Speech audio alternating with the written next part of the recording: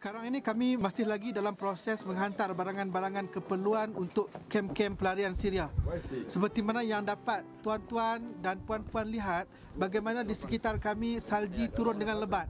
Tetapi keperluan mereka begitu mendesak, kami terpaksa menghantar kepada mereka pack-pack makanan, bahan-bahan keperluan untuk menahan diri mereka daripada kesejukan, minyak diesel, kayu api, yang mana ini adalah hasil daripada sumbangan yang diberikan oleh dermawan-dermawan daripada Malaysia, dan mereka mengucapkan jutaan terima kasih dan teruskan bersama dengan kami sehingga penghujung kempen kita, yang mana kita berikan sokongan. Sudah tentu mereka berkali-kali merasai sejuk lebih daripada apa yang kita rasa, kerana mereka hanya hidup di dalam kemah-kemah yang cukup nipis tanpa sebarang persediaan yang mencukupi. Ini akan membuatkan mereka berisiko kehilangan nyawa dan mengalami kesakitan yang cukup parah. Jadi teruskan bersama dengan kami, kita berikan sedikit harapan kepada mereka. Mereka cuba untuk selamatkan diri mereka daripada letupan. Sekarang kita cuba selamatkan diri mereka daripada kesejukan ini. Terima kasih. Teruskan ikuti bersama dengan kami.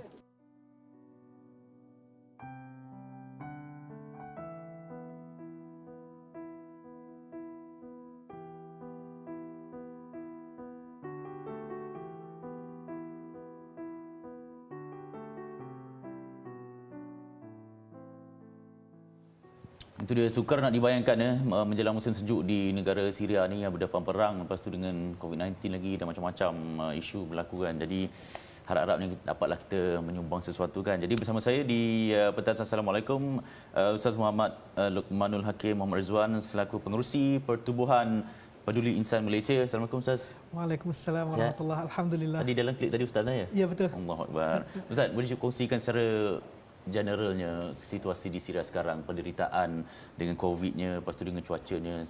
Sekarang situasinya, keadaannya macam mana? Mendesak teruk? Okey, baik, bismillahirrahmanirrahim. Pertama sekali bila kita sebut tentang pelarian Syria, apa yang tergambar dalam diri kita seharusnya adalah penderitaan semata-mata. Sebab mereka hidup dulunya ketika mana saya belajar di sana, saya kita dibantu ketika mana kita susah, dianggap sebagai keluarga sendiri. Tetapi hari ini apabila kami pergi dan tengok dan duduk dengan mereka di dalam kemah-kemah mereka, mereka menangis kerana kita faham bahasa mereka. Mereka boleh ceritakan dengan lancar apa yang mereka rasa daripada penderitaan. Bayangkan dulu kita kata kehidupan mereka ada pendapatan yang stabil, hari ini fakir, di bawah tahap fakir.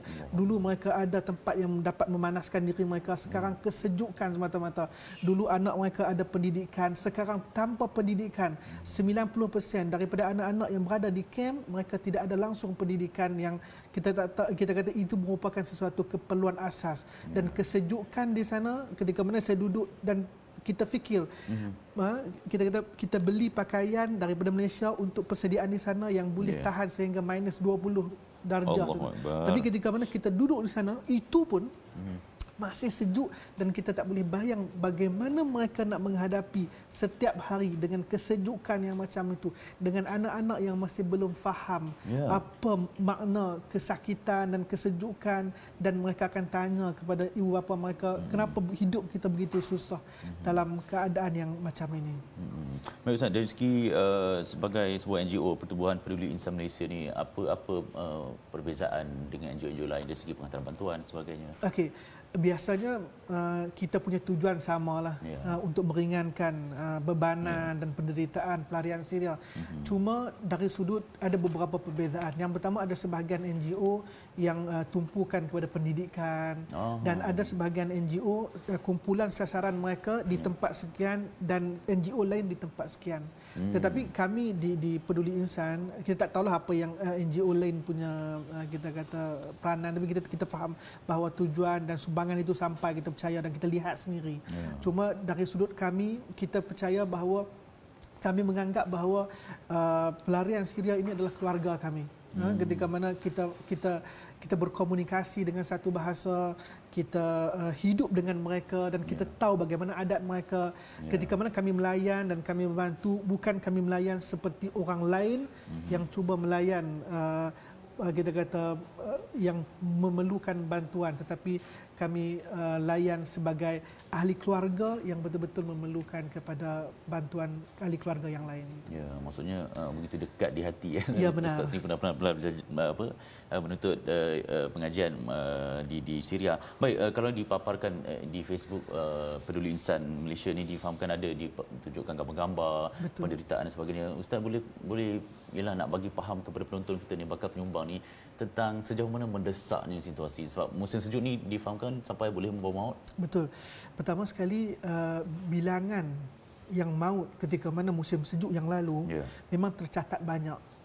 Jadi kita kata bilangannya dah lebih puluhan orang dalam satu musim, dan dalam masa yang sama apabila kita sebut tentang keperluan, kita hanya boleh gambarkan sebahagian daripada kita kata kedahsyatan apa yang berlaku, tetapi hakikatnya yang berlaku itu di luar kemampuan kita untuk kita sampaikan.